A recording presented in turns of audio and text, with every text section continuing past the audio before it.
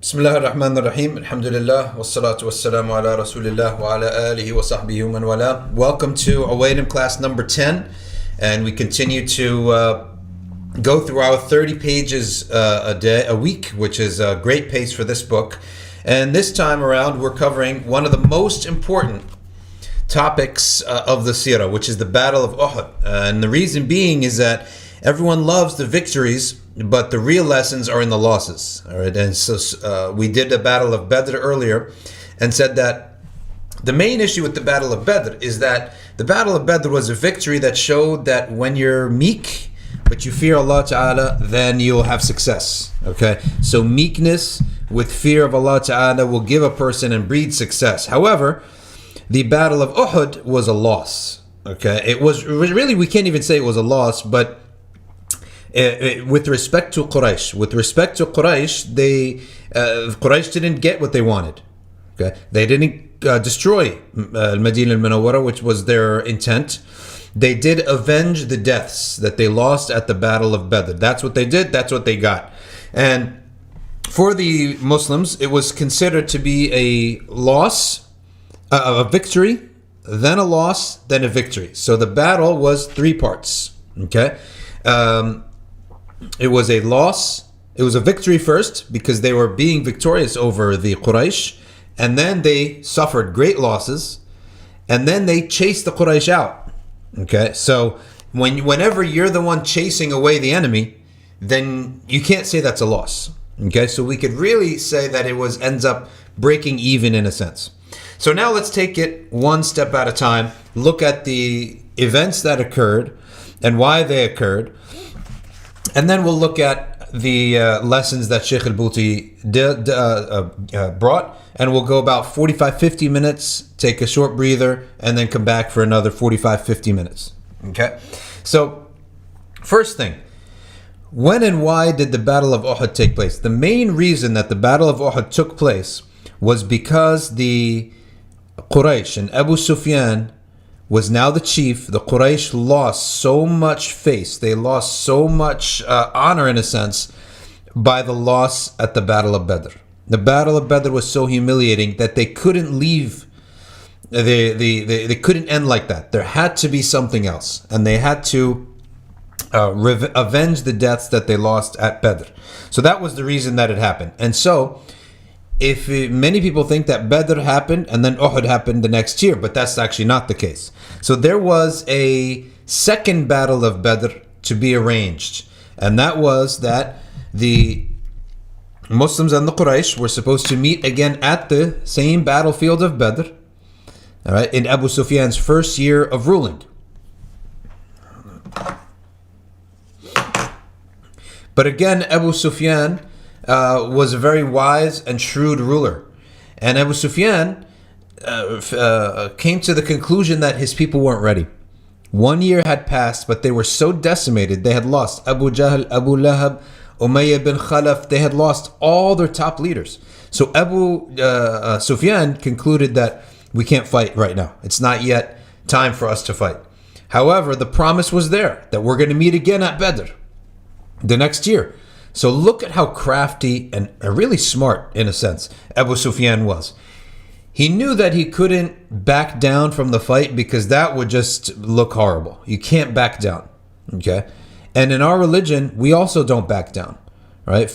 Even the Quran tells us, فَإِنْ عَاقَبْتُمْ فَعَاقِبُوا بِمِثْلِ مَا عُقِبْتُمْ بِهِ, which means if you're attacked in the same way that you're attacked by, which means the Sharia gives retribution, a room for retribution in our law. Our law is not a turn the other cheek law.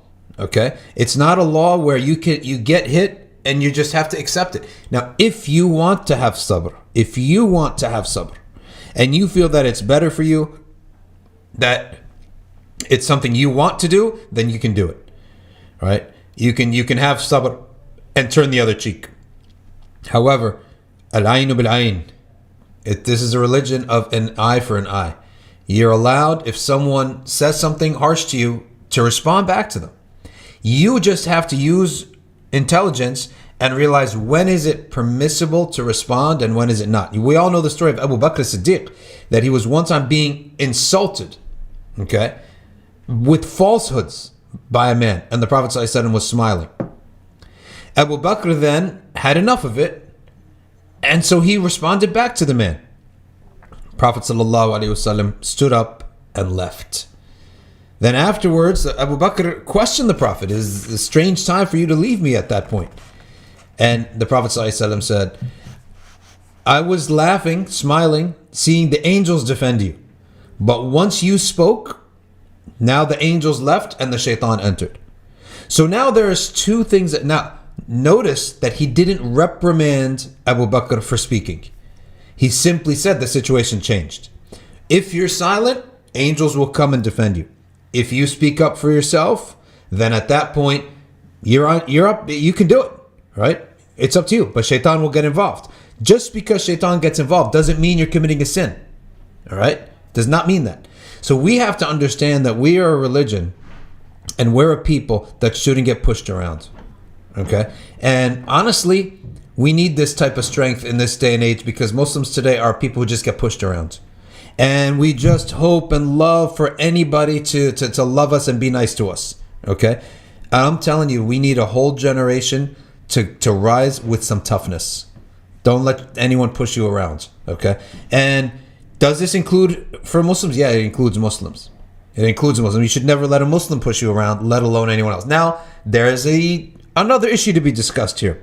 If this goes on without any wisdom, then we may end up with a community where we just argue all the time and we never let go of an argument. This too is not a healthy community, and it's definitely not the manners of the awliya. Okay, so we have to balance it. When is it good? When is it too much? When is it too little? When are we getting pushed around? Or when are we need to answer and when we need to just let it go? Okay, so we have to have, and how do we get this balance? You get this balance from reading seerah, reading and looking at the salihin of today. Look at the awliya of today. All right, sometimes they answer back, sometimes they don't. There are many awliya who answered back to people who offended them. Sahaba too. Okay, so it's just something to keep in mind that we're not a religion that backs down. And many people think that to be religious, to be Muslim, pious, that you're almost like a Christian. Now that you just walk like this, if you get smacked, you just let someone else smack you again. This is not the case. And many people, when they see a religious Muslim answering back, they're like, what is this? What kind of Muslim are you? This is not the behavior of the Prophet. You don't understand the behavior of the Prophet ﷺ. You clearly don't, because he's being permissive of people like Umar ibn Khattab, who always answers back. And he's praising him. He said if there was another prophet, it would be Umar. Sayyidina Ali always answered back. There were many Sahaba who answered back. All right, so that being the case, they couldn't back down. There's no backing down. So what did Abu Sufyan do to get out of this war? To get out of it, Abu Sufyan went early. Okay? He went early to the battlefield and spent 2-3 days there, knowing that the Muslims were not come, so that everyone could say, oh, the Quraysh came, and there was no battle. Okay? So a brilliant strategy by Abu Sufyan, and it's not haram to say this, because number one, it was a brilliant strategy to get out of a war. It's something that we might apply sometime later on in our life, that you want to have a conflict, you have to show up for a conflict, but you don't really want to have a conflict because you know you'd lose. And you should never have a conflict that you haven't calculated that you can win. All right? And some people's confidence differs than others, but the rule number one is you never enter a conflict unless you've already calculated that you could win. All right? So if you're forced, then Allah help you. And what Abu Sufyan did was very smart. He went early. Nobody could say he didn't show up. And at the same time, he got out of having the fight. Okay? So the next situation is that the next year, okay, the following year, Abu Sufyan was now full of energy. And he was now the leader of Quraysh now for 2 years.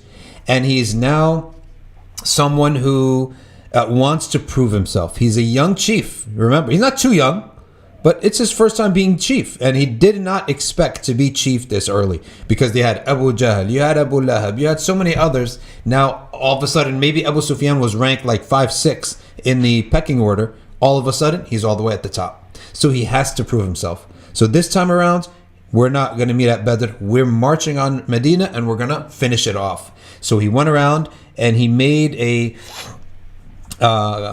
contract or a pact with a big tribe. Okay, a big tribe.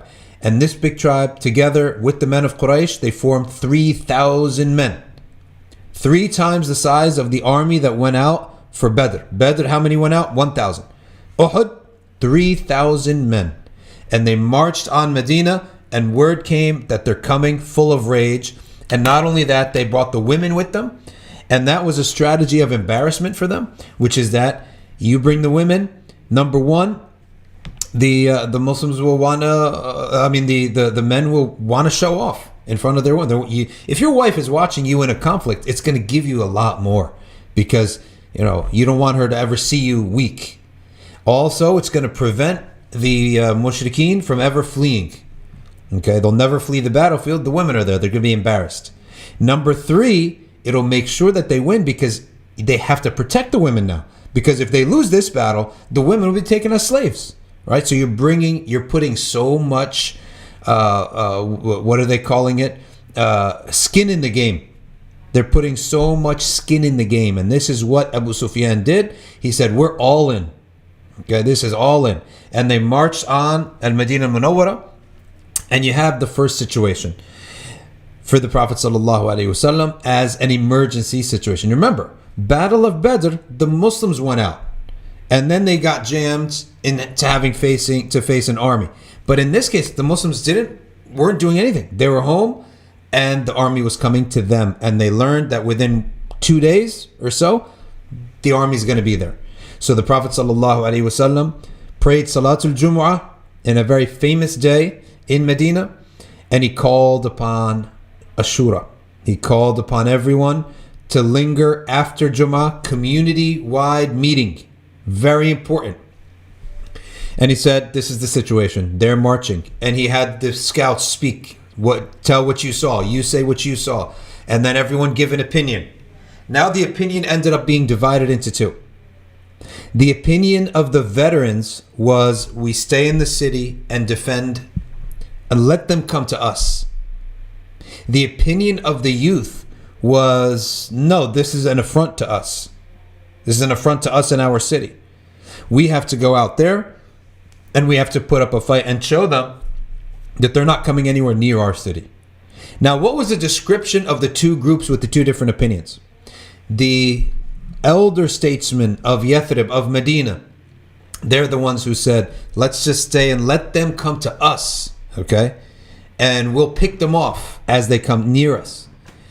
Whereas the partisans of the other idea of, no, this is an affront, we have to go out to them and we have to go and attack them and make sure that they don't even come near our city, that was the youth.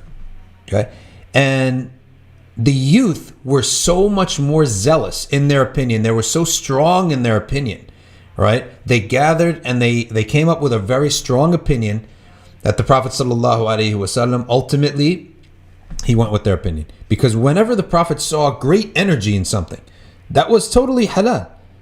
He went with it, okay? And the elders did not have as much energy as the youth. And the Prophet was showing that he is siding with the elders. He wants to take the safer approach, right? Less harmful for the people. It's always less harmful than facing in the open battlefield. He tried to convince the youth of the merit of the elders' opinion, but the youth were just so filled with emotion that if he had went against them, it really would have put a damper on them.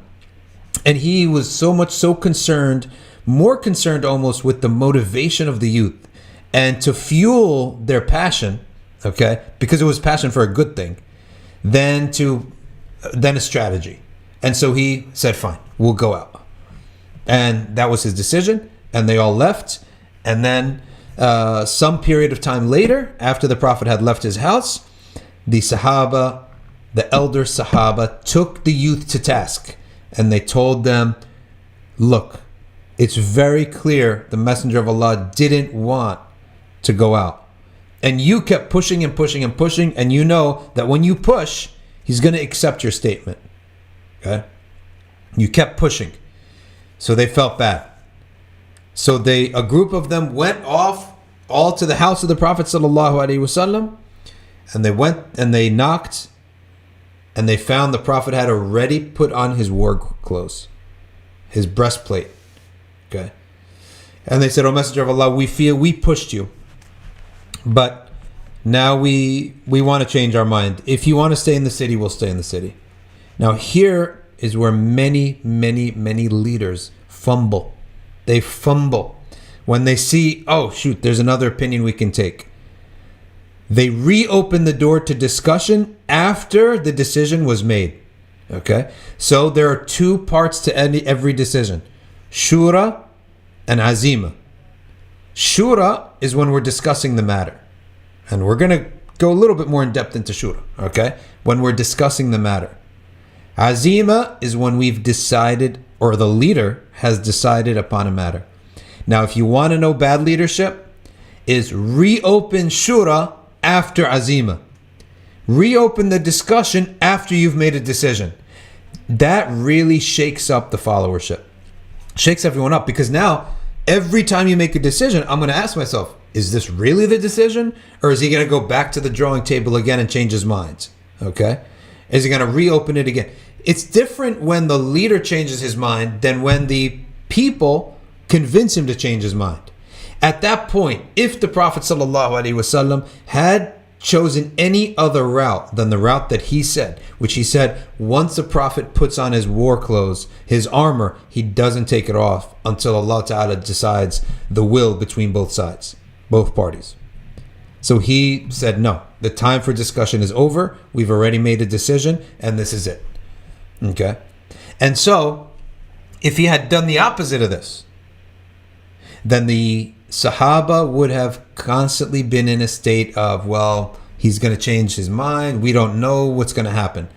But the Prophet, when a word was issued from him, you knew that that was the order, right? And it wasn't changing. Okay? And you had your chance before to talk, but now the time of talking is over. Okay? So,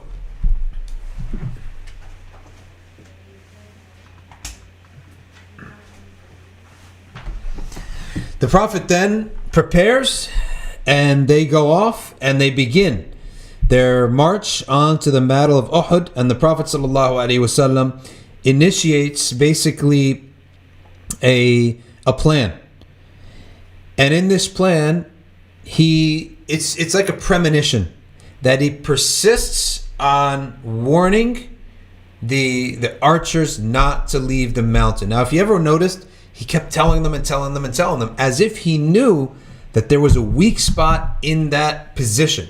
Because that's a position where there's no action, where you might make assumptions of things. And we all know what's going to happen, which is that they're going to leave their position prematurely and allow for the Quraysh to come in behind them. This is well known.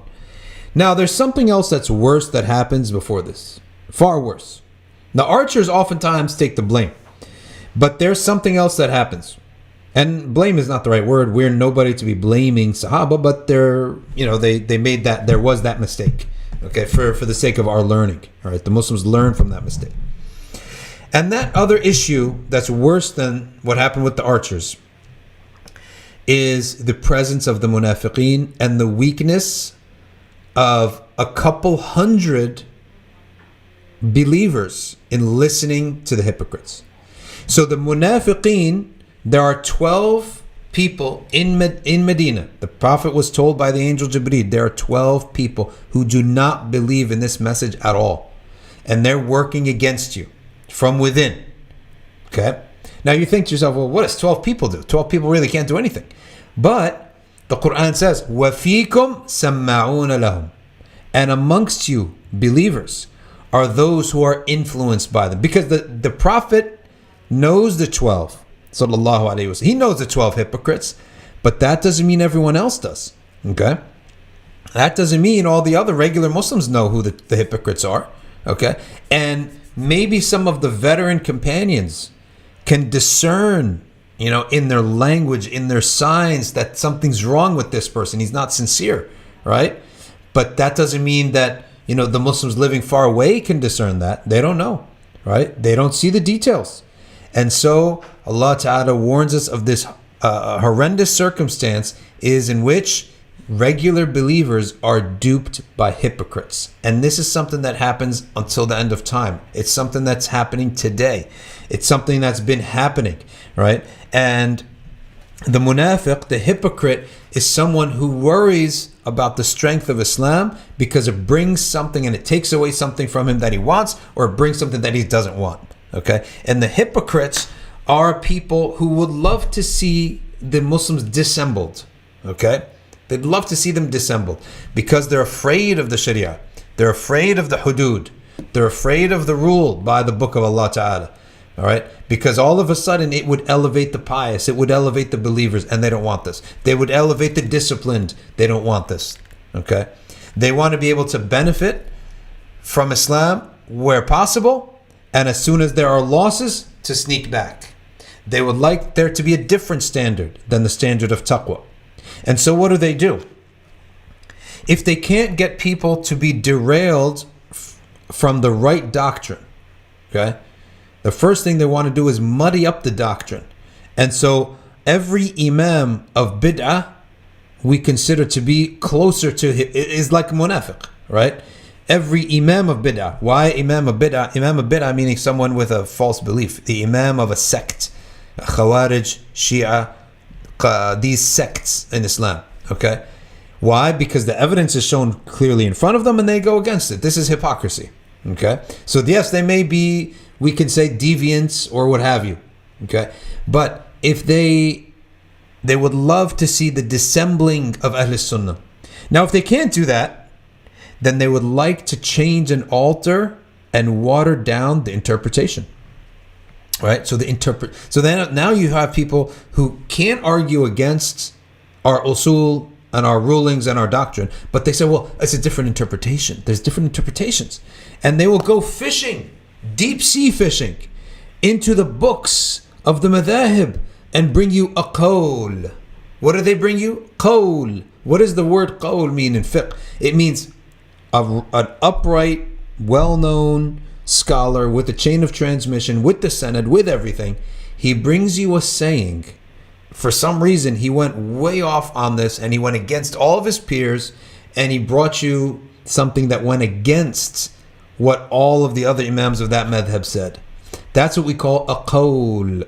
Okay, and sometimes if it's really far off, qawl shadh. Qawl shadh. Shadh means far off, unusual. Okay, and so they like to bring this in and throw it on TV or throw it to the public. So it will confuse everyone. And now everyone thinks that, oh, there's a difference of opinion. But there's really not. 500 jurists on one side and one on the other side. It's not a difference of opinion. Right? It's forbidden to go with a qawl, right, without a reason. Okay? It's forbidden. And there has to be a reason, okay, for to go with a qawl. Why? Because Allah must be worshipped based upon certainty. This is a principle. You cannot worship Allah on maybe. Maybe salah is acceptable. Maybe this fasting is acceptable. Maybe it's Ramadan. Let's just fast anyway. Maybe it's Fajr, so let's just fast. Maybe it's Maghrib, so let's open our fast. You can't do this. Let me round up. Maybe this is my zakat 2.5%. Who knows? Throw it out there. You can't. You have to worship Allah based upon certainty. And the statement of one jurist is not certainty. Okay, so you can't worship Allah based upon that. You can only go to that if there's a dire need.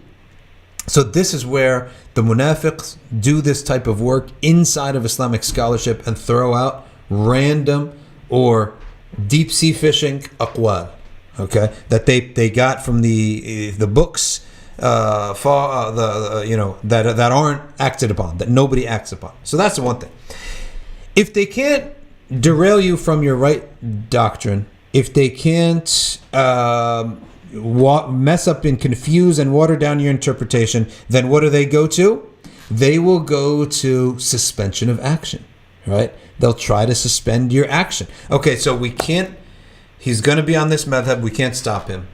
He's not accepting these crazy sayings, all right, we can't stop him. So he's on perfect law and doctrine. Now what are we going to do? We're going to get him to not act upon it. Why? We're going to say, well, the context here doesn't allow for it. right? That this isn't something that we should be doing, right? This is not something you have to worry about. Just worry about yourself. And then you don't have to worry about it because so-and-so is a big wali of Allah and he doesn't do it, right? So they will try to get you, if you're going to be by the book and he can't get you off the book, right? He can't get you to go crazy. Now he's going to try to convince you, you don't really have to do it, right? You don't really have to. Allah is merciful. So that's a second way of dissembling in the ummah.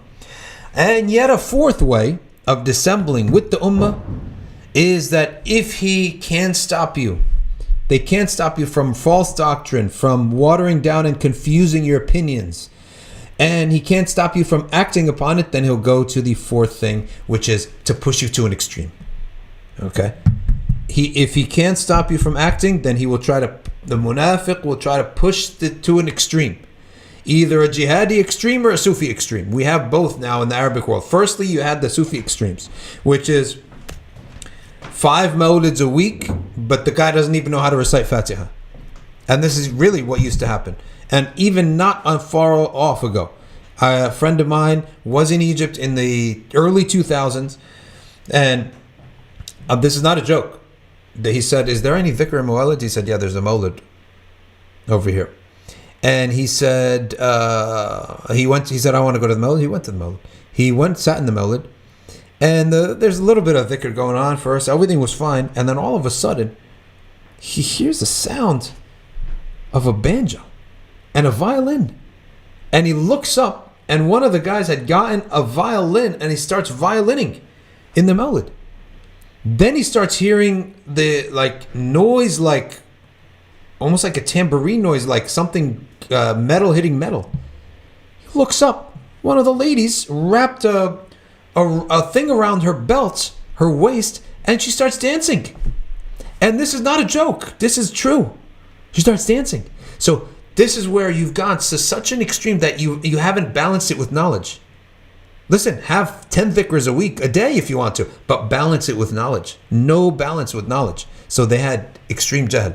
Now that lasted a long time until a group came around and said we need to purify the sunnah and purify the religion, and they went and they started doing and basically removing everything good, to be honest with you. They removed everything nice, right? Because it had been mixed with bad. So if you have something that's mixed with bad, you should remove the bad and keep the good. No, they removed everything, good, bad, and otherwise. And many people sympathize with them because they said, really, it's true, we have so much bid'ah in our religion, that's fine. But then what happened? The hearts became so dry, so hardened, that they produced Kharijite jihadist extremists that are not even part of Islam anymore. Right? This is not part of Islam. So they became so dry on the inside, so full of hatred and anger. Now they're on. I've never seen a single Khariji, jihadi, false jihad, except it came out of that type of aqidah, that type of Wahhabi aqidah, right? So it always comes out of them. So we went from one extreme to another extreme. And this is what the munafiqeen love. The munafiqeen love these extremes. And if you notice, when they want to do PhDs, they say, let's do a PhD on this far off group, right?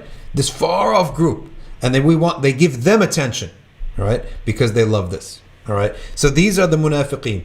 And the worst of the worst of the worst of the hypocrites is the one that he cannot stop any of this. So this is now, we went through derailing from Ahl Sunnah. We went through watering down the doctrine and the rulings, confusing the rulings. We went through not acting upon it. You have the right rulings, but you don't act upon it. Now you act upon it. He wants to send you to extremes. Now, if you avoid that and you're on the right doctrine and you're acting upon it and you're balanced, now the munafiq he has now one option, which is to side with the enemy. He must now side. He only has one option now. That's it. He must now side with your enemy. And this is what happened at the Battle of Badr. Uhud, something similar to this happened. Abdullah ibn Ubay ibn Salul, he comes in, okay, and Pir Nisar is asking if the right word is khul. It's ghulu. Ghulu. So let me type that in for you before we continue. It's ghulu. It's extremism, ghulu. So Abdullah ibn Ubay ibn Salul, while he's marching and he's realizing, oh my gosh, this fighting is going to be real. Remember, Munafiq doesn't want to fight. He never wants to sacrifice for Islam. That's why sacrificing for Islam is one of the signs of Iman. It's one of. It's not the only, it's one of. Okay? He starts talking and he said, I don't think this is a good idea. We can't go. And by the way, we don't know how to fight anyway. I don't know. Abdullah bin Salam, I'm going to be a liability for you. I don't know how to fight anyway. And he starts talking and he pulls back with 300 people. How many people went out to begin with? 1,000. Okay? So these munafiqeen were able to convince 280 some believers, good people, okay, to go back. So munafiqeen can have impact on good Muslims, okay, good mu'mineen, and confuse them in these ways that we said here. And that's what Abdullah ibn Ubay did. He confused all of these people and he got them all to go back. And they said, well, this is a war for the youth and we are not up to it and we can't do it. Okay. So he had them all 300 go back. At that point, the Muslims had a meeting. And the Sahaba suggested, why don't we get some help from the Jews? At that point, there's Jewish tribes in Medina. Okay. And only one tribe had been exiled. Remember, after the incident at the Battle of Badr. And the Prophet ﷺ refused. He refused. Okay, he refused to do so. Okay. And now, the Prophet ﷺ begins to motivate the army. Now you see this horrible thing happened. 300 out of 1,000 left. That's 30%. Okay. Now you only have 700 left. And you're facing 3,000.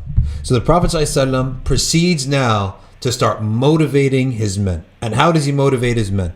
First thing he does, he sees two young people. And he uses really the psychology of opposites. And he says to these two people, and they are Rafi' bin Khadij and Samura ibn Jundub. Two youth, two shabab. And the Prophet ﷺ says out loud, he says, you two, you're too young. I need you to go back to Medina. You're too young for the war. All right? To fight in battles and wars. Now, everyone starts looking at them. And their face is like, no, we came out here. Now think about this. Why did the Prophet do it out there? Right? Because the Prophet knows something. He says, no, we want to be here. And the Prophet says, no, you're too young. Worried for your families. They said, no, we want to be here. Now notice, this energy is coming out of these youth is now being contagious to everyone else. And the Rafi' ibn Jundub says, oh, Messenger of Allah, I was 13 at Badr, you sent me back. 2 years have passed. I want to fight now. I'm ready.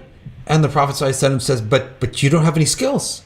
Right? Now the Prophet, if he didn't have any skills, I really believe that the Prophet knew exactly what was happening here. And he says, you don't have any skills. You don't know how to fight. He says, yes, I do. I'm an archer. And the Prophet said, well, you have to show us. So he starts firing away and everyone's watching now. Look at where all the energy is now. All the attention is now on this incident of Rafi', right, and his friend Samura, and the Prophet wants to send them back, and their hopes are like in the balance now. And he starts showing the Prophet how he can fire arrows, and the Prophet says, okay, you can stay, since you know how to fire arrows. But Samura has to leave. Your friend has to leave. He's too young and he can't fight. But then Samura says, oh, Messenger of Allah, I wrestled Rafi' down. I know how to wrestle him and I defeated him. And he'll admit it. And Rafi' says, yeah, I admit it. He did wrestle me down. So the Prophet ﷺ permits him to go. But notice this pseudo conflict, this fabricated. It wasn't fabricated on both sides, right? It was the Prophet ﷺ, right, who only on his side was telling him to leave.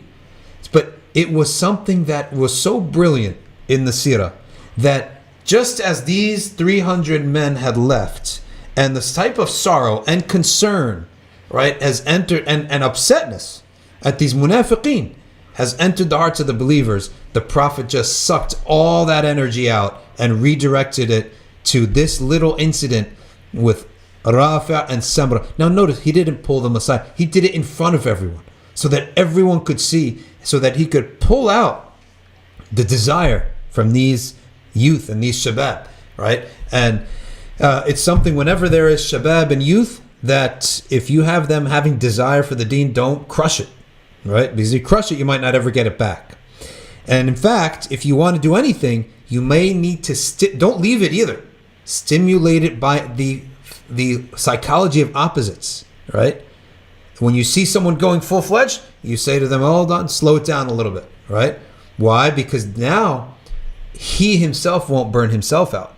Because if you push him further, he may willingly himself pull himself back. But if you stop him, his energy keeps going, right? So there's another issue that happened that the Prophet ﷺ, another method of redirecting energy is that the Prophet took out a sword. And he said, who will fight with this sword until he breaks it? And a man by the name of Abu Dujana jumps up. He is a warrior. He had a type of gangster attitude. And he said, O Messenger of Allah, I'll do it. And the Prophet saw, many people called for it, but Abu Dujana had a look in his eyes. He had a look of tigers in his eyes. And the Prophet gave it to him. Abu Dujana then took out a red bandana and he wrapped it around his helmet. And whenever Abu Dujana put on the red bandana, it meant that he's going to fight to the death. He's going to fight to the death. And Abu Dujana walked around now, flicking his swords, like twirling his sword, okay, with his nose in the air, in front of everyone, in a very pompous walk. And the Prophet ﷺ said, Allah loathes this walk except in this circumstance. Abu Dujana looked for a second. Oh, I did something wrong. Everyone looked. He said, except in this circumstance. And once the Prophet said that, Abu Dujana increased in his pompous walk. Because the enemies are right there. They're watching, right?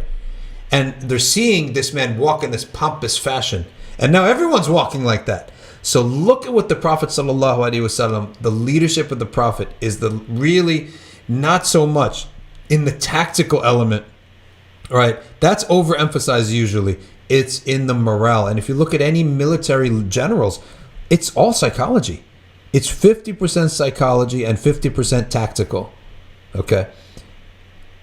So the Prophet ﷺ was really, truly inspired in both ways, and he read the hearts of the people and saw that the hearts were going like this, the morale was going like this, and with only in a few minutes completely reversed the entire morale, not by a speech and not by addressing the issue, but by distracting from it and bringing in new issues like Rafi', Samura, Abu Dujana, okay? And now the Prophet ﷺ began his tactical strategy of saying there's going to be the infantry, then the camels or horses, and then in the back will be the archers, okay? And that the archers have to cover the back and should never leave, right?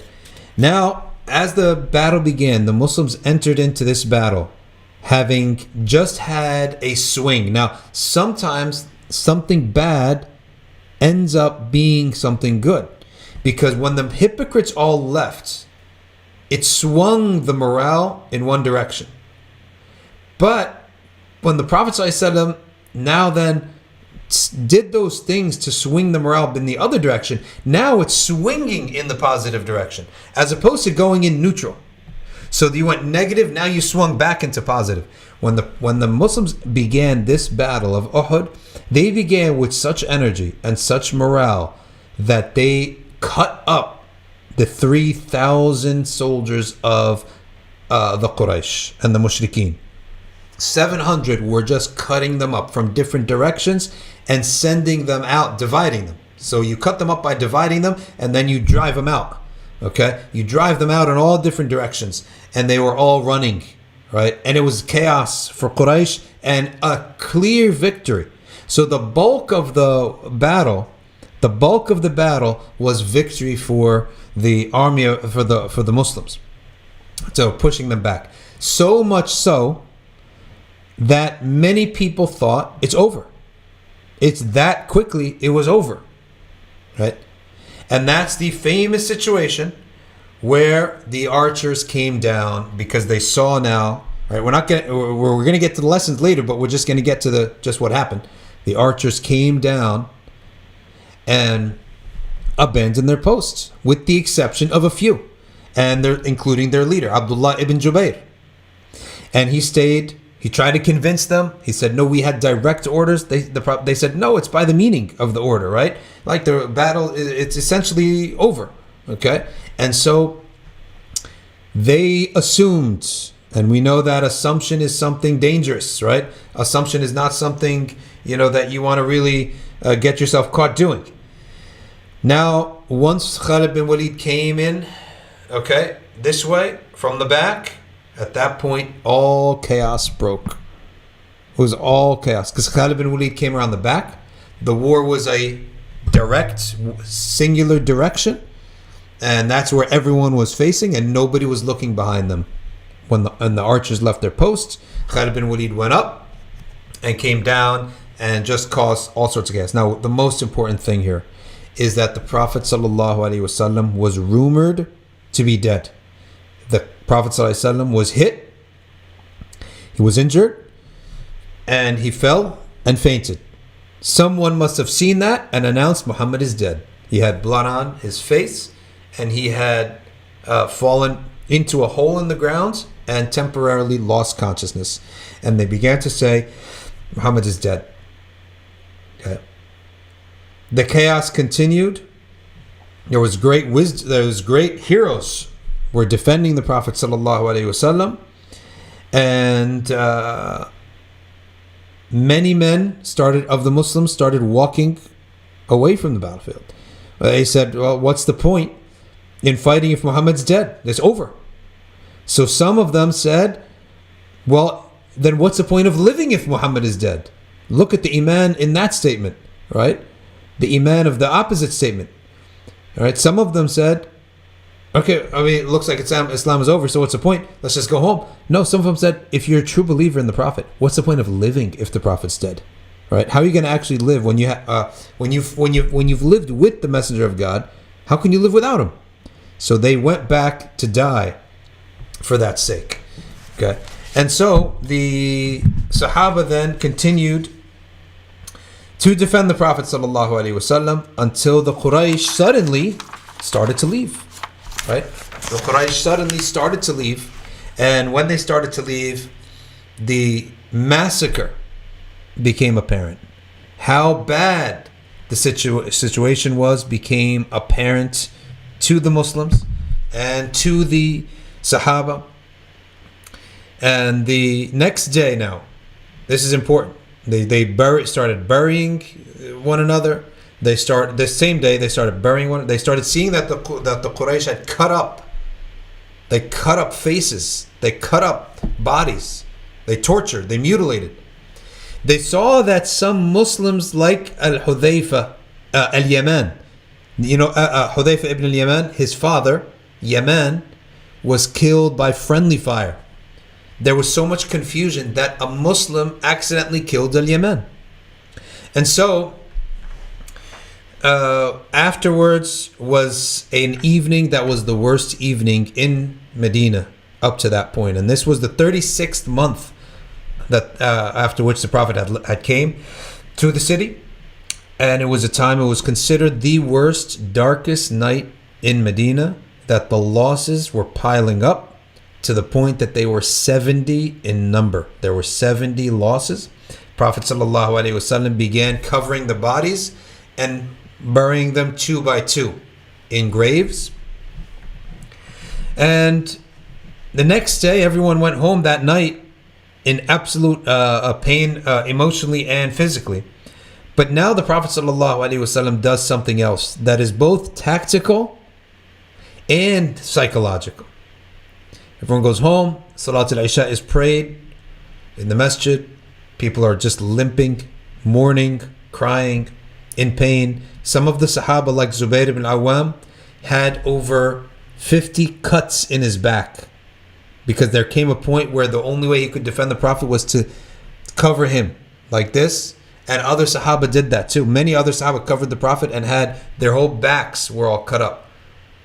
So after Fajr of the next day, very, very surprising announcement from the Prophet ﷺ. Right after Fajr, the Prophet said, everyone who attended the battle yesterday, go put your armor on and come back to the masjid. And they were shocked. The last thing anyone ever imagined was this. They were injured. They're mourning. They're exhausted. And yet the Prophet is asking them, go put your armor back on and come back out. And this is what they did. And the Prophet ﷺ marched out of the city and sent a scout. A scout came back and said, they're there. And then a Qurayshi scout came back. The scouts going on both sides. And the Prophet and this Qurayshi scout went back and he said, the Muslims are coming and they're riding fast. So the Quraysh picked up the speed and fled. So a couple of things happen. When a group of people come and try to take over your city and they try to destroy your city, you can't sleep the next day as if nothing happened. You have to make sure that they're gone. That's the tactical element of things, okay? Out of caution. The psychological element of things is when you suffered great losses, you at least have to have the last say, have the last word. You have to have an image where you're on the attack so that it doesn't settle and dwell for the weeks, days, and months to come that you're the one that they had the last hit. You want to have the idea in your head that it's you who had the last hit, or you are the ones who chased them out. That's far better in the psychology of people. Secondly, the Prophet stayed out there for a few days. They didn't go home that night. They stayed 2-3 days there. And they slaughtered and they ate and they spent 2-3 days there making sure Quraysh doesn't come back. So what the Prophet ﷺ did was he distracted from their sorrows. The emotional element of this is the only real medicine for sorrow is distraction, right? Now imagine if they had went home and stayed home for 3 days after this horrible defeat, right? It would have settled in a bad way. It's like when a grape juice or something comes on something white, you can't just ignore it.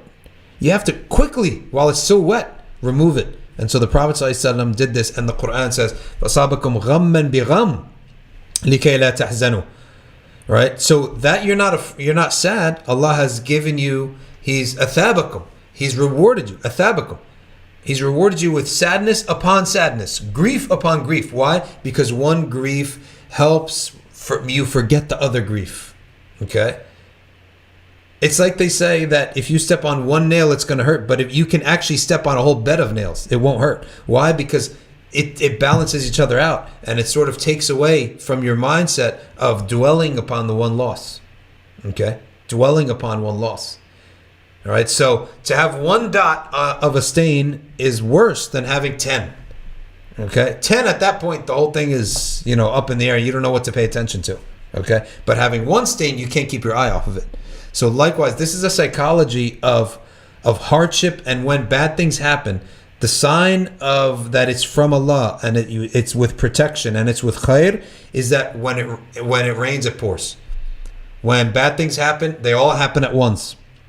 This is actually a sign. This is actually a rahmah from Allah. The opposite now. The good is something that comes over time, not all at once, rather slowly over time.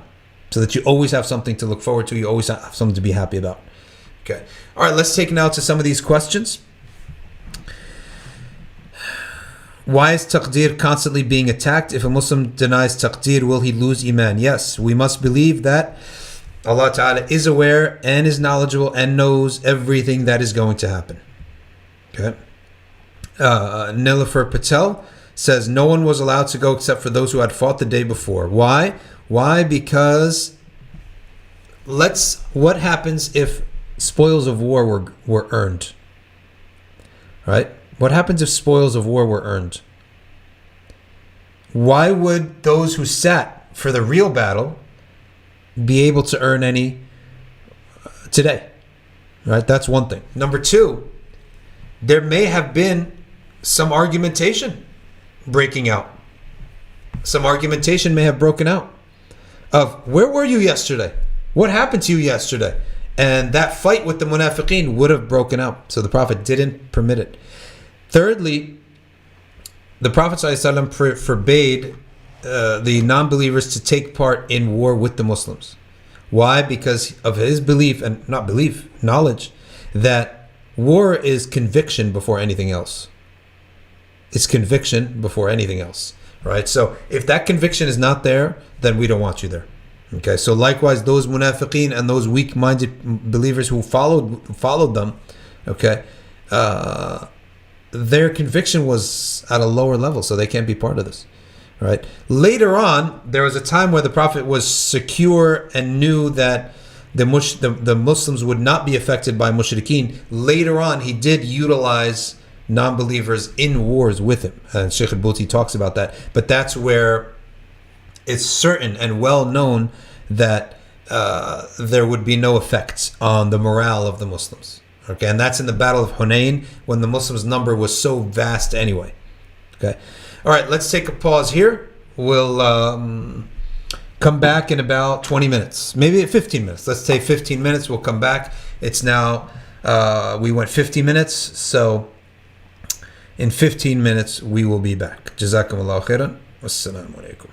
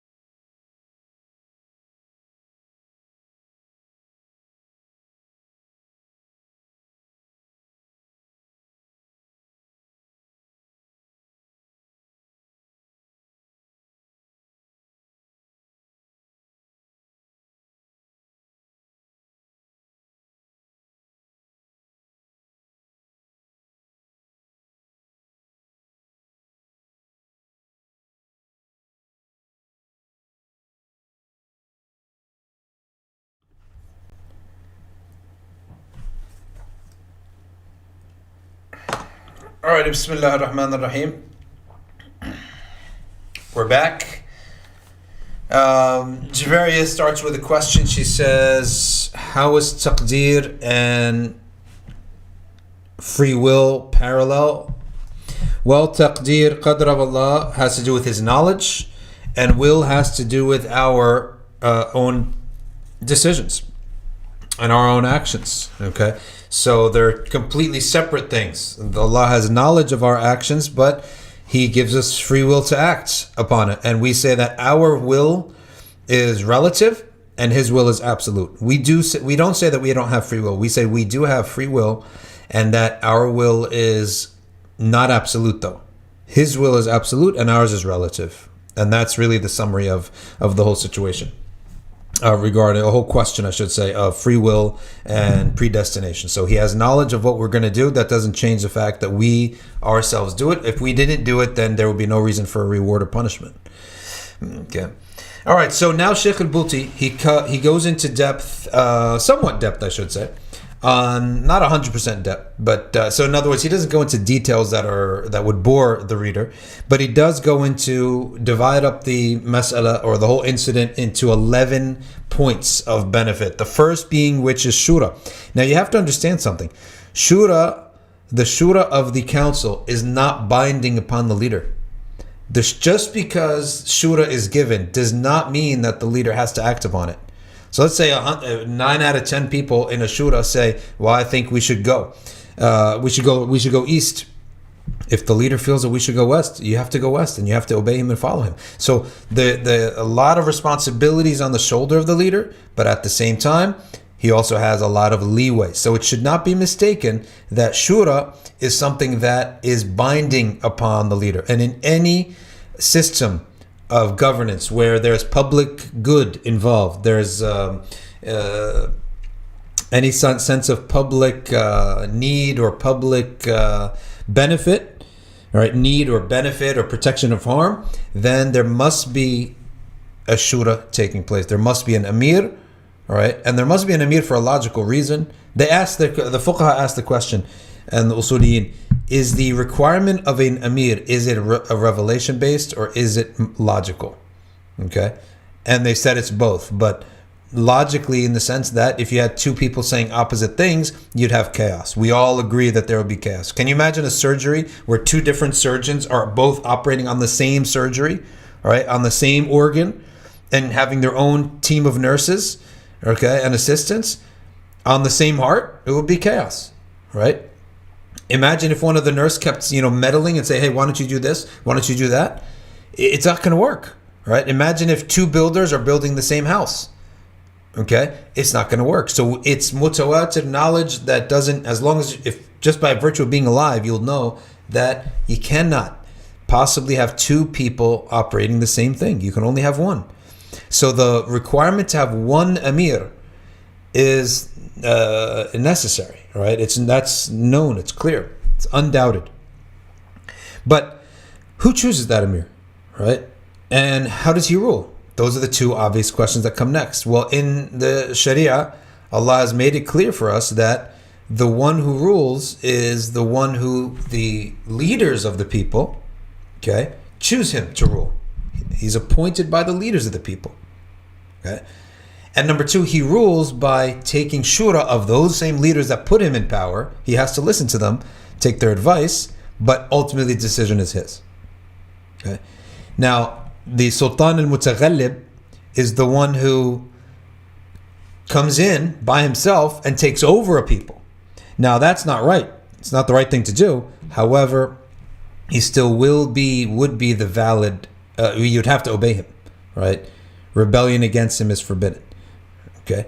Now, what happens when the ruler is completely a taghi? He's an oppressor. He's, doesn't have the right to rule or doesn't have the qualifications to rule, and he's oppressive and he's harmful. Rebellion against him becomes prohibited not out of an ethic of obedience to him, but rather to protect yourself. In the same way that it's haram to drink poison, right? And likewise, obedience to him isn't obligatory if he's not a legitimate, upright, pious ruler. However, Obedience to him becomes obligatory. It's not obedience. Following him or doing what he asks to do becomes obligatory, again, from the perspective of not having to harm yourself, right? Because if you'd get thrown in jail, if you'd get killed, if you'd get harmed in any way whatsoever, then you'd follow him, you'd follow his rules or whatever, not because he deserves the loyalty, but to save yourself, right? And that's pretty much most of the world today. The Arab world, at least, most of these rulers are lusus mutaghalliba. They stole the position and they're not worthy of it. They're weak, even politically. They stink. They don't know how to lead countries, right? So the next thing is that shura. This is still on the same point of shura. Shura has an end, all right? Shura is for the elders, the notables who put the Khalifa in power or the Amir in power. They get to voice their opinion. There's a beginning to that and there's an end to it. The beginning is when the Amir calls for it. The Shura should not go giving their opinion until the Amir is ready to talk. Okay? Amir is always in control. So he opens it, and when everyone has said their piece, he closes it. Once it's closed, it's closed. Okay? He says, okay, we've discussed this, we've gone on, now it's time now for me to make my decision. Okay? And he makes his decision. Once his decision is made, that's called azima. Right? There's shura and then there's azima. All right? And azima also has another meaning in fiqh, which is to take the more cautious of opinions. But in this sense, azm is making confidently and deliberately making a decision. Once he makes that decision, everyone's got to go with it, right? And he's got to go with it, and he shouldn't change. The Prophet ﷺ said, إِذَا عَزَمْتَ فَتَوَكَّلْ عَلَى اللَّهِ. Once you make azima, now rely upon Allah. Don't go back and re-examine and reopen the door. And this is called analysis paralysis. And this is why many times huge organizations are overtaken by small organizations, right? It happens all the time. A small army overtakes a big army because they have analysis paralysis, right? They just keep analyzing and overanalyzing and overanalyzing. And in reality, a smaller, lean, nimble army can do a lot better. This can apply. We should and must apply this in our private companies, in our families, and in our organizations and our masajid. Now, private company, maybe not actually. Private company. Let's say I'm a painter, and I want to hire people. It's my business, right? It's not your business. You're neither an investor. You're not anything. You're just an employee.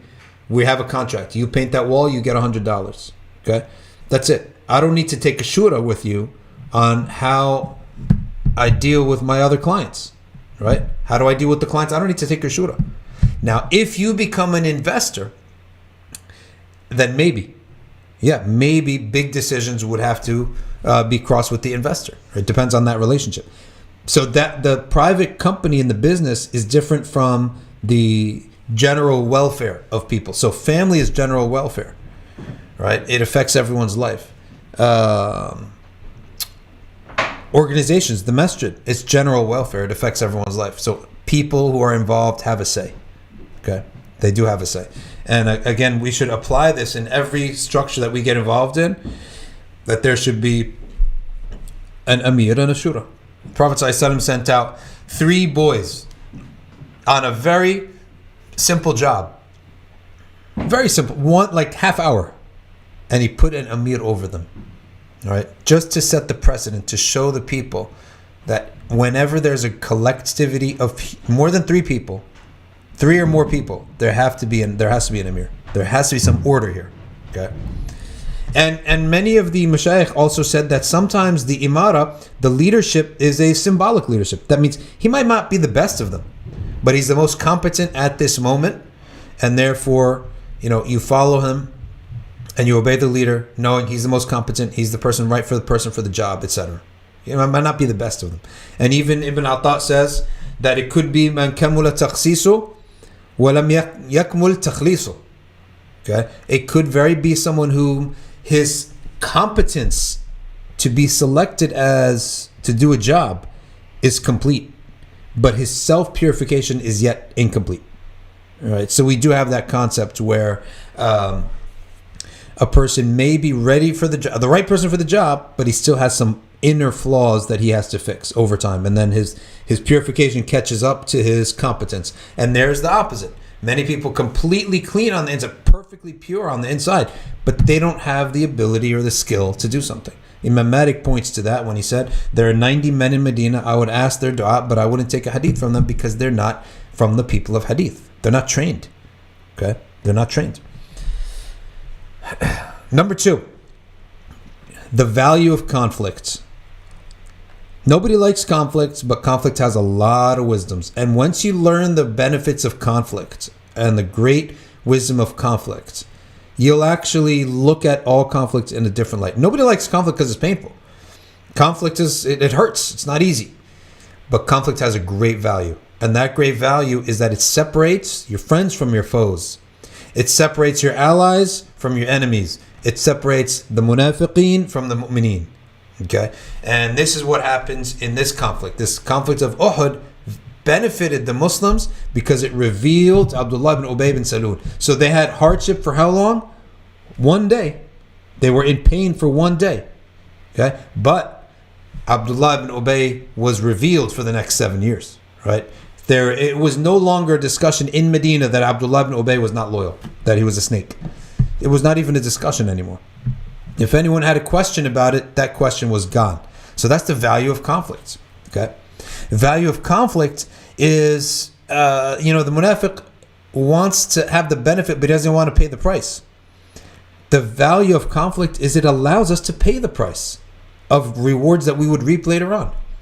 All right? I mean, who are the most rewarded people in America? The founding fathers. Why? Because they engaged in the riskiest conflicts. That's why.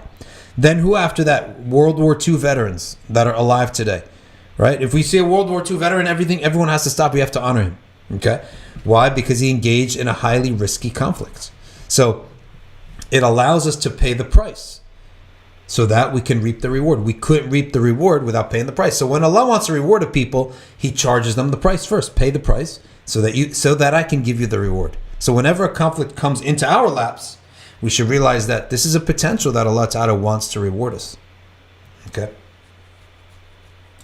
Number 3. Not accepting the help of the mushrikeen. Prophet ﷺ said, we will not help one mushrik, use one mushrik against another. Speaking of the Jews over the pagans. Why? Because war, again, conflict and striving and struggling, it's about conviction. It's about having a firm belief in what you're doing. If you looked at the Prophet Dawood alayhi salam, that in his battle with Goliath, when Prophet, who is sometimes said is Shamwil, Allahu Alam, when Talut and his Prophet were going to fight Goliath, Allah Ta'ala revealed to the Prophet of that time that there's going to be a river of water, nobody can drink from it. Okay? And whoever drinks has to leave. So they traveled days and days and days and days. Their water ran out. And they traveled more, and they came upon a beautiful river. Flowing, clear, cool water. It was such a temptation that most of them, the vast majority of them, drank from it and left. Okay? So what happened? The conviction for that battle had to be so high. The iman had to be so high. The discipline had to be so high. Why? Because they're about to see a miracle. If you're going to see a miracle, you need to be of a certain level of iman. And so all those who are not at that level of iman and discipline, they have to leave. And so those people were all sent back home. So likewise, in this situation, Prophet ﷺ did not accept that people of disbelief in Allah to be fighting for the sake of Allah. I mean, it doesn't even make sense. It would also muddy the waters on the side of the Muslims. So Kitabis, Ahl Kitab and Mushrikeen, they never, even if they're living in the lands of Muslims, they never take part in the fighting with Muslims. Okay? Except if it's an invasion. If it's an invasion, they have to help repel the invader. But to go out and fight, no. And if, though, as a Shafi'i says, if it's well known that the situation of Muslims is established and there's no harm, then yes, then you can ask them, you can hire people to fight for you. And the Prophet does this in the battle of with a Ta'if, with the people of the Battle of Hunayn. Okay. Number 4, this statement that the Arabs were always at war is actually negated in this. The Orientalists, and what Sheikh al-Bulti always says, those people who have made it their job and function and profession to attack Islam. So he says one of the things they say is that the Arabs are always at war. They're a barbaric people who are always fighting. Well, if that's the case, then why is it that these two youth, Samura ibn Jundub and Rafi' ibn Khadij, want to fight? And why is it that Abdullah ibn Ubay ibn Salul doesn't want to fight? Right? How is it the case? And how is it the case that Abu Sufyan didn't want to fight the year before? So there's a lot of inconsistency. And how is it the case that the Arabs chased away the Quraysh? And how is it the case that the veterans never wanted to go out? Right? The veterans, they didn't want to go out to Uhud. So all of these, Sheikh al-Bulti says, negate this concept that the Arabs just fighting to them is like food and water. It's false. It's not even true. Okay? So based upon this, Rafi' ibn Khadij, by the way, remember his name, because Rafi' ibn Khadij is someone who is in a hadith, a famous hadith about clothes, right? Clothes. That one of the Umayyad princes stood up to give the Jum'ah, okay? And he had on him clothes that had holes in it that was revealing skin, right? Beneath it. And Rafi' ibn Khadij, by this time he was an older man. He stood up and he said, the Prophet prohibited this clothes. Okay? So this is the hadith of Rafi' ibn Khadij, and he goes on in the middle of the mosque. He's yelling at the man and he's saying, the Prophet prohibited this clothes and this clothes and this clothes, right? Clothes with holes in it, clothes so the skin is can be seen. And he prohibited all that stuff.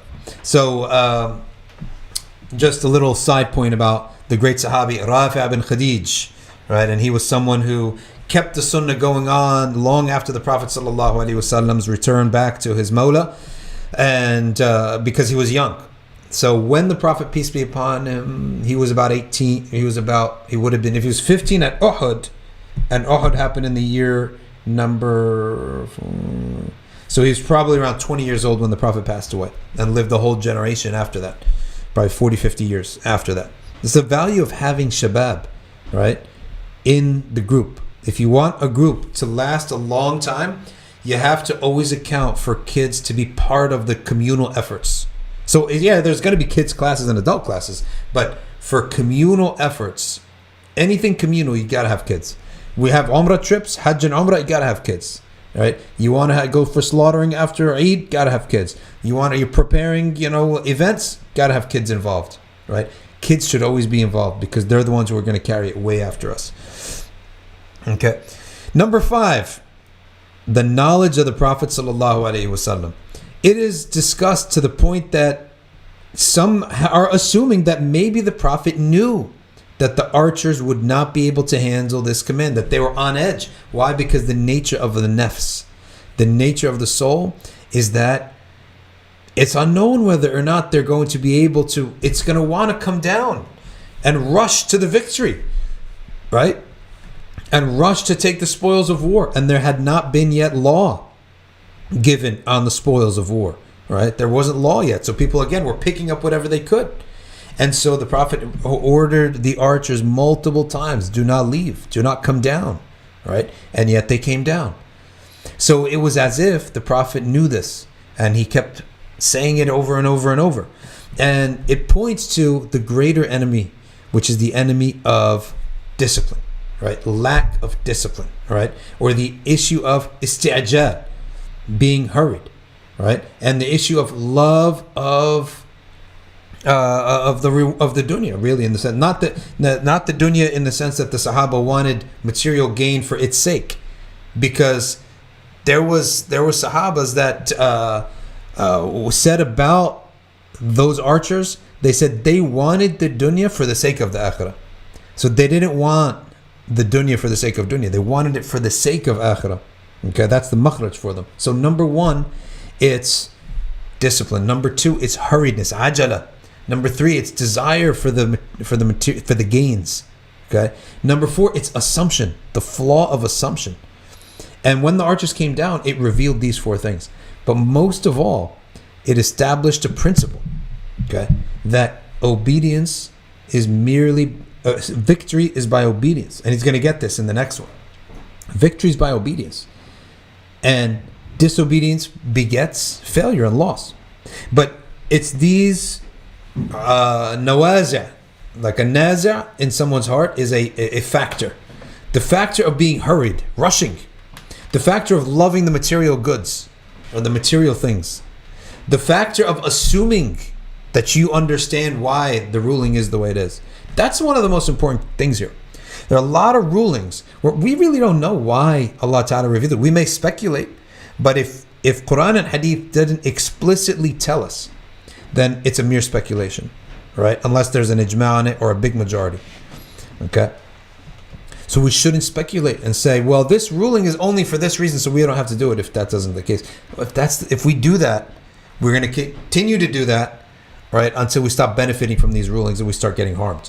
All right. So this is the issue. These are the lessons that the archers revealed that are present in the hearts of people.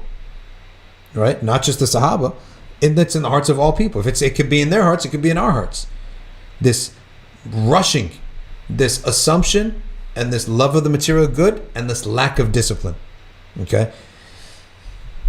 Number 6. Hubris. Expressions of pomp are permissible in war. Let's discuss this a little bit. Gold, silk, excess, luxury, none of that is permitted for Muslims. Or it's discouraged if you can't quantify it. Gold can be quantified. Something's either gold or it's not, right? If it's gold, it's haram for a Muslim man to partake in it.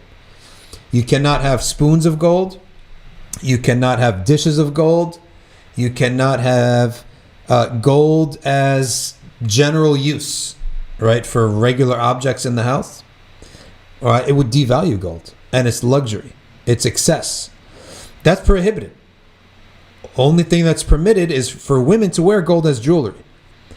But one of the things that's permissible, it's also permissible for Muslims to use gold as teeth or for medical purposes.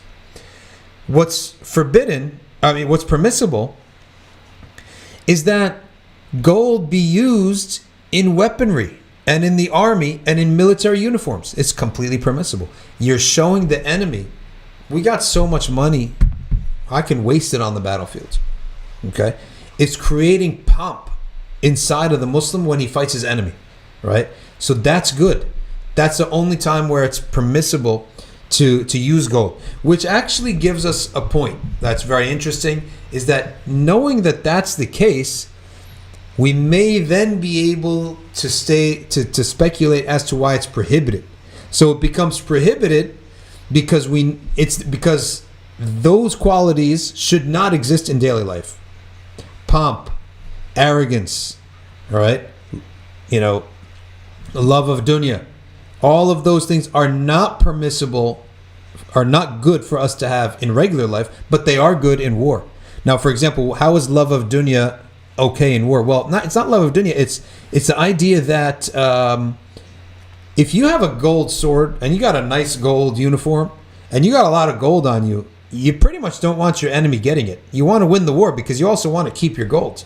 Okay? So it gives you an extra motivation to keep your wealth, right? Because you're putting your wealth on the line here. When you're going in with a gold encrusted helmet, it's not something you want to lose, right? Of course, modern warfare doesn't have any of that, but in the olden days, that's what they had. Okay, you look at the Ottoman museums, and I'm like, is this halal or haram? Until I learned that it's halal to have gold in your weaponry, right, and in your uniforms. So all of these are showing to us when it's permissible to have it and when it's not permissible to have gold. Walking with arrogance, okay? The Ottomans used a band, drums and other instruments to get the army going, and their scholars permitted it at that time. They considered it like gold, forbidden outside, but permitted in war, okay? So wartime has different rules. The army has different rules than regular outside the civilians. Sumaya has a question. She says, Assalamu alaikum. Nowadays, there aren't many leaders who are willing to teach through allowing mistakes by youth. What advice do you have for this to be practiced in masajid? Well, one of the best things is to what they call the creation of sandboxes, which is that you establish for the young people some division that you have already pre-calculated the mistakes therein, and you let them learn, right? And the mistakes that will be made will not affect the whole group, right? So, I mean, for example, you put together a tournament, you put together something that's limited in its damages, right? So if they completely mess it up, there's no loss or a very limited loss, and that way they can learn. Okay, I mean one of the best things, when you give kids a job. All right, you're in charge of plucking all the weeds. All right, how can you go wrong in plucking weeds? Well, actually, you can pluck the flowers, but you give them a little job that has very little damages and very little consequences if they mess up. And I believe totally they should be given jobs. And by the way, there's another problem that's going on in our culture. Youth work is like youth leadership. Why? What have you done to earn leadership? How about being a servitude? How about coming up the ranks, right?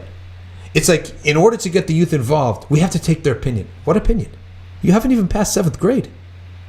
You haven't even taken your SATs. What opinion are you going to have about life, right? So where is it? What happened to the idea of coming up the ranks, being involved, right? And yes, every once in a while, they do say something that maybe we all didn't get, right? That's possible. But this idea of bending over backwards to make sure that the youth are giving their opinion, when the kid, he doesn't have a license. He's never raised a family. He's never gotten married. He's never paid a bill. Why do you have an opinion? Let's be fair about it, right? And not be just emotional. Let's give them a position. This makes no sense. Come up the ranks like everyone else. Okay? If you're an adult and you're in medical school and you tell a surgeon, hey, where's my opinion? He's going to tell you your opinion is in the garbage because you're nothing, right? I've been doing surgery for 30 years and you're 3rd year of medical school. You want to give your opinion? So I think life is a lot similar. So there is this thing that goes around youth leadership, right? How about youth servanthood? Serve. If you don't have the humility to serve and you can't swallow that pill, okay, then you should never lead. We're almost trying to win them over by feeding their egos. It's wrong. It's a mistake. All right. In my book, you want to be part of the group. You're part of the group. You're one of us. But to give an opinion, you really need to have proven why I should listen. Okay. To be part of it, fine. And sometimes they do have opinions, by the way. And I let them talk. But I don't give this feeling that you're the leader. We need to listen to your opinion. Your opinion is valuable. This is false. It's just a false reality. You're giving them a false reality. And then they're going to go and become horrible in their workplaces and everywhere else because he's been fed that he's got something great to say.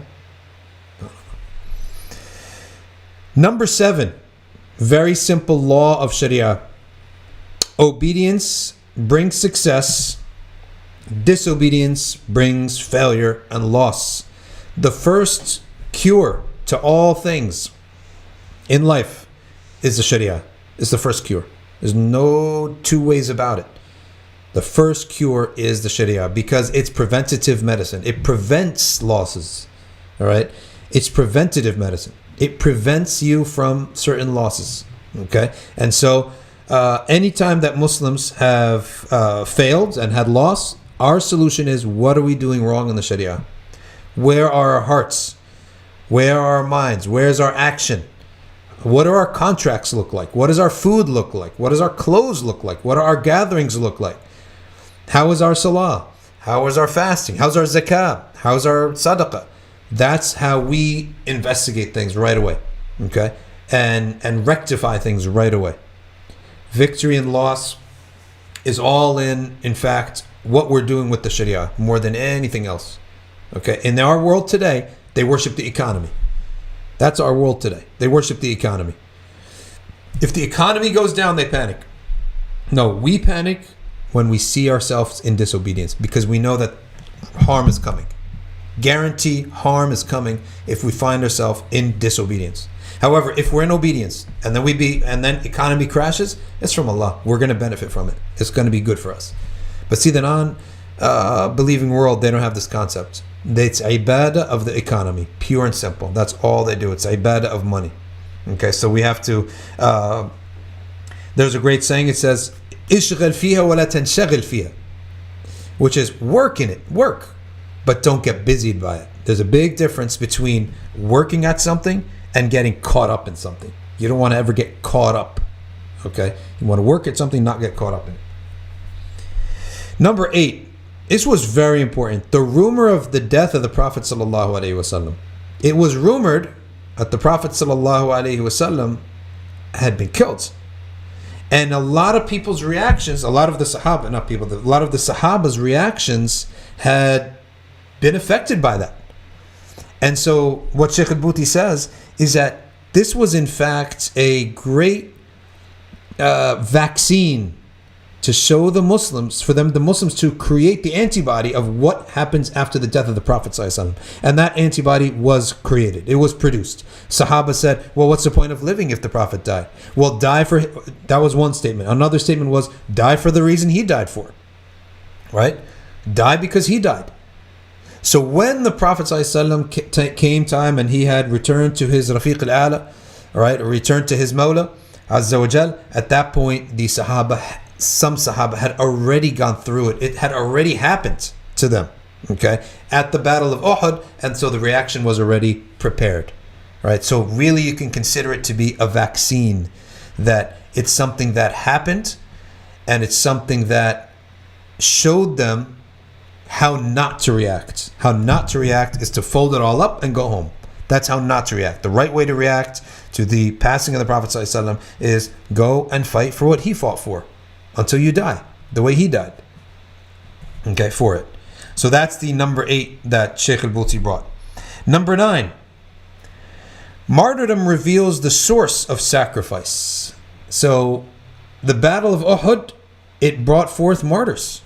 So victory doesn't bring forth martyrs, right? Well, I mean, some people could die, but this was a bad battle. This was not a good battle. This was a battle in which you had 70 losses. Mus'ab ibn Umair, Hamza ibn Abd al-Muttalib. These were 2 humongous losses that the Muslims faced. And so, martyrdom demonstrates that there are people in our community that place an ideal over life.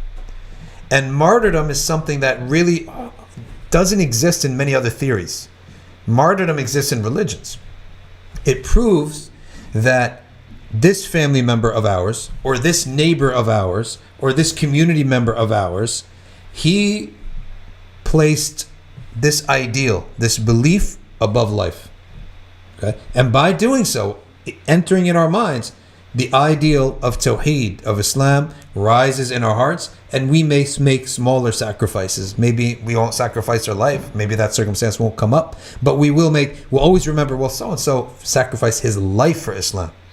So he's pinned it now. He's anchored it to the greatest sacrifice. And that person is not just anyone. That's not a theory in a book.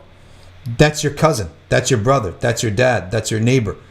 Okay? That's your uncle. That's your brother.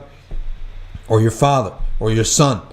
And that person has anchored the level of sacrifice to the highest possible value, which is life itself. So having that on your mind, and the whole community having it on their mind, because almost everyone in Medina was somehow related to a martyr now, right? Having that on in everyone's mind elevates the whole conviction level of the community.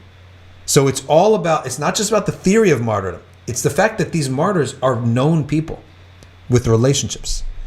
Okay, so that's the value of it, and that's the importance of it, to have martyrs in the community. Every once in a while, you have someone, for example, die the death of a shaheed. And everyone in the community, it anchors in his mind that, hey, so-and-so, we know him, we know how he lived, he's one of us. He demonstrated that he placed Allah and His Messenger above his own life. Okay? And so it affects us in a positive way. Even if we're not martyrs, but at least it pulls us to a higher level of consciousness and a higher level of conviction and will and sacrifice. So that's the great value of having martyrs every once in a while. In this case, 70 martyrs in one day. Okay. It shows that there's something greater than life itself, and therefore something greater than temptations of life as well. The temptations of life. So someone who sacrificed their life, we sort of look bad now if we can't even sacrifice a basic temptation. So Sheikh al-Buti gives the example of prohibition. Right? Prohibition, when alcohol was prohibited in America for I don't know how many years, but all it did was cause people to go and secretly buy and sell alcohol. No one really believed in it. And I've heard Muslims say, well, prohibiting something doesn't work. Okay? Because prohibition, they tried it and it doesn't work. I would say, subhanAllah, how could you make a comparison with people of Iman with people of no Iman? Because they didn't have the Iman that Islam brings and the Sakina that Islam brings. They didn't have that. Okay? In Islam, you can't compare those who have the rida of Allah with those who don't have the rida of Allah. It's not a fair comparison, because those who have a sakina in their hearts and they're rewarded for abstaining from their temptations, they have a reward that is specific from Allah Ta'ala because they have the right belief in God and His Prophet. Others will not have that reward. They'll have the reward of not getting drunk. That's it. That's the reward that they're going to get. We would get two rewards: the reward of not getting drunk and the reward of a sakina that Allah places in the hearts for abstaining. So you should never make a comparison between believers and non-believers, because the believers have more inside of their hearts, right, than others. Okay? And so a martyr is someone who gives up their life. Well, we should at least be able to give up our temptations. And that's why we do believe that certain things, prohibitions can be made, certain laws can be made, prohibiting certain muharramat and fawahish, and the Muslims will have a better reaction to it than what happened in the prohibition era of America. So that was number 9. Number 10, he talks about a matter of fiqh. And that matter of fiqh is the martyrs. When there are people who die in battle, there are 4 things that happen to people when they die. They're washed, shrouded, prayed upon, and buried. Okay? The martyrs in the battlefield are shrouded and buried. They're not prayed upon and they're not washed. Okay. The hadith that the Prophet prayed upon Sayyidina Hamza is weak hadith. Okay. And the Shafi'i doesn't apply it. What the Prophet did, sallallahu alaihi wasallam, was he took the martyrs 2 at a time, covered them each one, and whoever and then he put them facing the Qibla, on the right side facing the Qibla, and whoever had memorized more Quran was placed in front of the other, because they're on their sides facing the Qibla, right? They're not on top of each other, all right, and they're not next to each other on their backs. They're on the right side facing the Qibla. So whichever one had memorized more Quran, he placed them in front of the other, all right, and he covered them, right? They were buried. They were not prayed upon, and they were not washed. So again, very basic summary of burial is that you wash, you shroud, you pray janazah, you bury. 4 things. That's it. Every Muslim should know how to conduct a funeral. Okay, this is something that's not difficult. Okay, the ghusl is no different than anything else, except that you're covering the awrah of the person, and you are doing something else, which is you're squeezing the intestines out of the person. You're squeezing the intestines so that the waste comes out of the person. You're squeezed down the stomach, all the waste comes out of the person. Then you wash them without touching their private parts. Okay, you pour water, lukewarm water, and you wash everything else, and the private parts you just put a lot of water to wash out any najasa or anything. You close the eyes, you close the mouth. Okay, you can plug the ears if you want from wax and stuff coming out, and you can anoint the person, and you dress them in any dress. It doesn't matter. Yet the sunnah is 3 white cloths, or 5 or 7, but no more than 7. But the fard is anything that covers the person head to toe.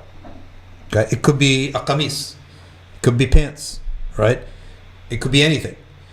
Right? Could be a blanket. But the sunnah is 3 white shrouds. If not 5, if not 7. Head to toe.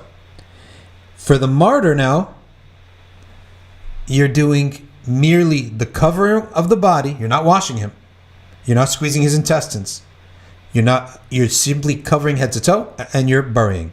There's no washing and no salah. Okay? All right? So every Muslim should know how to bury. It's not that difficult. Really, it's not that difficult. The hardest part in America is all the laws. The laws of where the dead can go, where it can be treated, right? But in the olden days, if someone dies, we all know how to bury him. You do the ghusl, you wrap them, you anoint them with some oud, perfume, some smelling good. You take them to the masjid, okay? You walk with him to the masjid to get attention. And you know that tashyi' al-janaza is mainly as an announcement for him.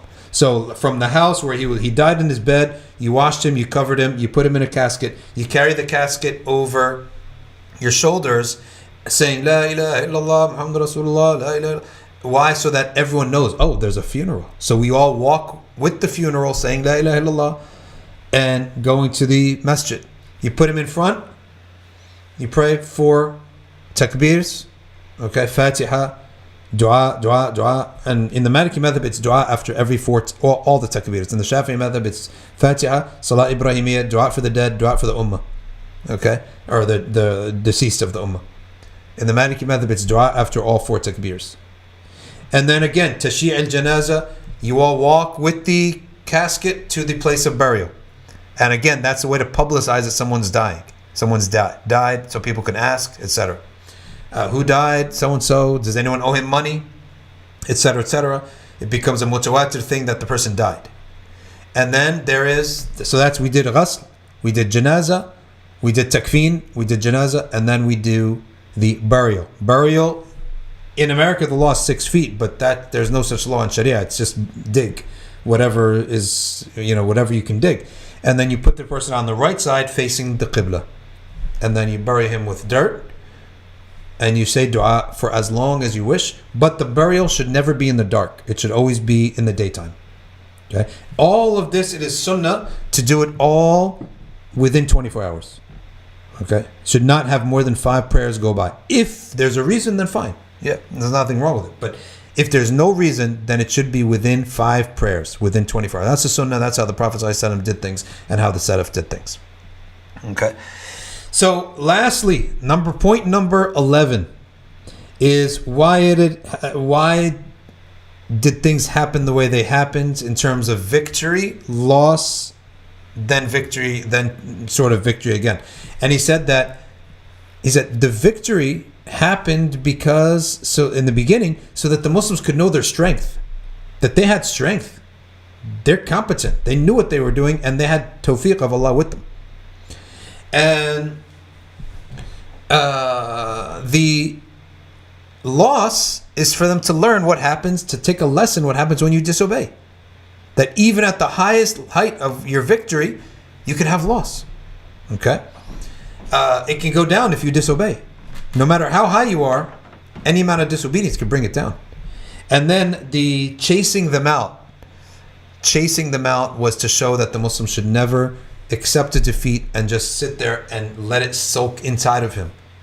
Rather, you should go out and at least have, the last word in a battle with these non-believers. All right, those are the 11 wisdoms. Now, technically, there's 10 pages to go in our 30 pages, but the next section was Bi'r Ma'una, which is something that I wanted to spend more time on, and there wasn't time, so I just did the whole lecture for today was on the Battle of Uhud. And so next week we're going to do Bi'r Ma'una all the way up to 2 minor battles that happened. They're not one of the major battles, they're 2 minor ones, up to the Ifk, Hadith al-Ifk. We're not going to do that. We're going to stop there, the calumny. Now I have an announcement. Okay? Announcement is that for all ArcView attendees, all people who have ArcView, and Uwaylum students, that we will be having a men's and women's Khatm al-Quran in the month of Ramadan through Zoom. Okay? So you'll start to hear about that. Just Put it in your mind that we're going to have this, inshallah, and it'll be at 2:00. At least the men's will be at 2:00. I don't know about the women's, but the men's it'll be at 2:00, and we'll have a schedule, and then if people want to read, they can read. If they want to follow along, they can follow along. Only condition is that the reciters should be qualified reciters, because other people are reciting, and we don't want to take too much of their time. So we want to do a nice 30-minute. It takes 30 minutes to do a juz. First 2 days, we're going to do a juz and a half. Okay? Because you have to finish the Quran in 29 days in case the month is only 29 days. So keep your eye out on that. It'll be announced. You'll get it. The announcement will be around. And I think it's a good initiative, inshallah, something good that we'll all do since most of us are home anyway. All right, let's now go to the comments. Shrouding for the shuhada. Yes, they are kept in their clothes. That's true. However, their body should be covered. All right. So if their clothes did not cover their bodies, for example, you're not going to pour dirt on his face, right? You're going to cover up his face. You're going to cover up his body and make sure that the face is covered. Okay. Or the whole body is covered. So the uniform won't cover the whole body. Any other questions here? Kazmataz, mashallah. Wa alaikum assalam, rahmatullah.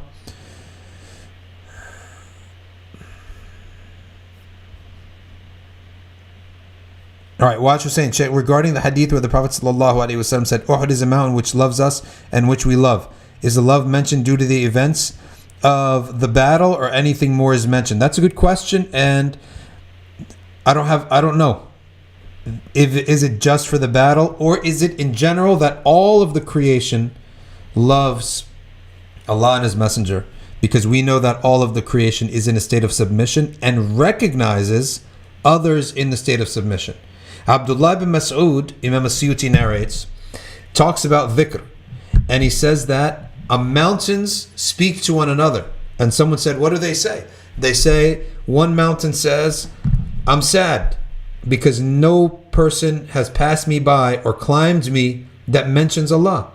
And another said, I'm happy because so-and-so has come and he's mentioned Allah Ta'ala and he is sitting on me right now, and go on and like that. So that these mountains have an existence. They have a life. They have something about them that is a type of consciousness that we're not aware of, but they are conscious in that respect, and that all of the creation loves belief and believers and loathes disbelief. And as you know, like takadu samawatu yatafattar, the skies and the mountains, they all want to be crack open when they hear that God has a son, that someone claims that God has a son. So we know that the entire universe responds positively to belief and dhikr, and negatively to heresy and kufr.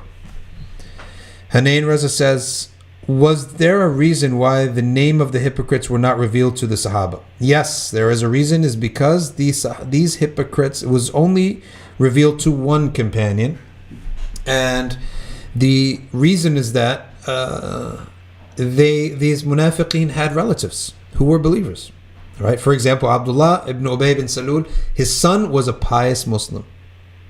Okay, so it would have hurt the relatives, and that's why it's very important to be considerate. And many one of the signs of immaturity is that you just want to go for the jugular. But what about the innocent people related to them, right? There are innocent people related to them. It's going to be hurtful to them. So much so that the Prophet ﷺ said, the son of Abu Jahl, Ikrimah, is coming as a Muslim. So I don't no longer speak about Abu Jahl. Don't speak about Abu Jahl anymore. Can you imagine that? No more talking badly about Abu Jahl. Why? His son is amongst you, and it'll hurt his son. Because no matter, even if his son's a mu'min and the dad's a kafir, a kid will, a son may himself loathe his dad, but he doesn't want others to loathe their dad. He himself may curse his dad, but he doesn't want strangers cursing his dad, because there's still a connection there. Okay? And we value these connections, that they're good to have these connections, because the connection may eventually pull people into Islam. So when you have multiple connections, our connections is not just iman, that's it. Family is a connection. Business is a connection, right? Neighborliness is a connection. We want to stimulate all these connections because maybe these connections will eventually pull people into Tawheed.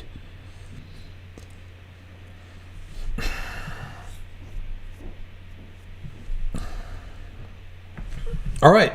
If we don't have any other comments or questions, Jazakumullah khairan, and we will, inshallah, keep in touch with you. And we still have some ways to go. Oh, by the way, we have Nisf Sha'ban this coming week, so keep your eyes open for that program on the Nisf Sha'ban program. It's going to be advertised. It'll be advertised everywhere, and it'll be again an online program. And then again, keep your ears open for the khatm that we plan to do, khatm al-Quran, that we plan to do through Zoom, one for men and one for women, that everyone could recite a little bit in. And so with that, we will wrap it up. Hold on. A couple more questions. From the Woods, are questions only on the seerah? I feel like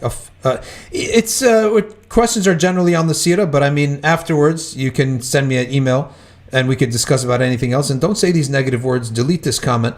No one's a failure in life. You just have to focus on one thing at a time. That's all you can do, is that what's right in front of you. And what's right in front of you, I'm telling you, there are certain routines that we have that will disallow you ever from going into a funk. And some people go into a funk and they go into a depression in their life in general that lasts months and weeks.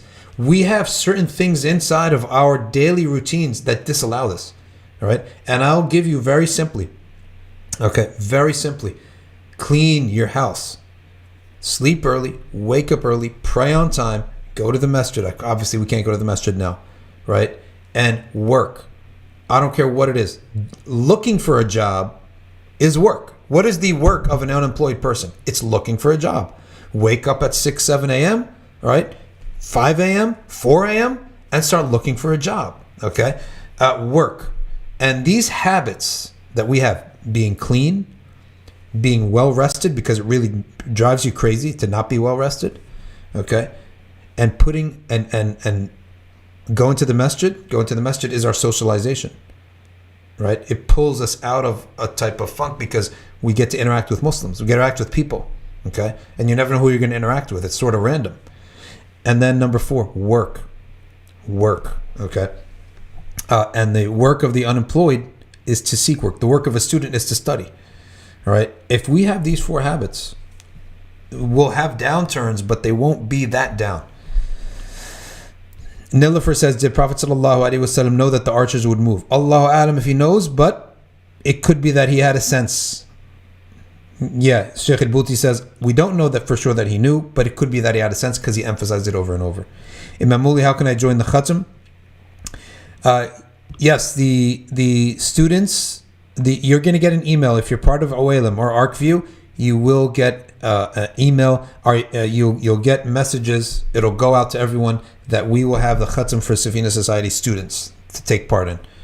So, and hopefully if you're an imam and you know tajweed, that you can partake in it, inshallah, and recite, be a contributor in the recitation, inshallah. Alrighty, thank you all very much.